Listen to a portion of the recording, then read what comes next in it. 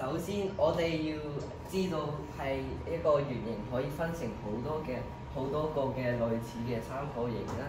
然之後，我哋可以將佢哋砌成任何我哋好熟悉嘅形狀，譬如梯形或者係甚至乎平行四邊形啦。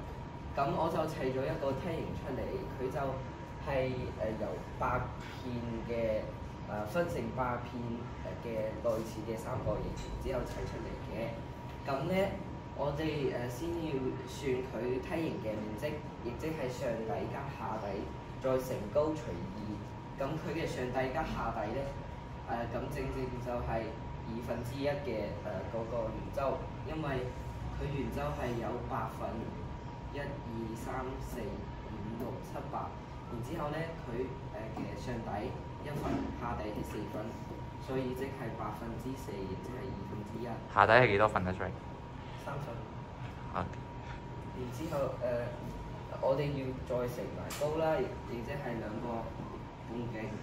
所以最後除2就得到咗呢條公式。咁我哋進行一啲約分，亦即係2同埋2約。然之後乘2同埋除2再約。咁最後就得出係2r乘2派再乘2r，亦即係圓嘅面積公式。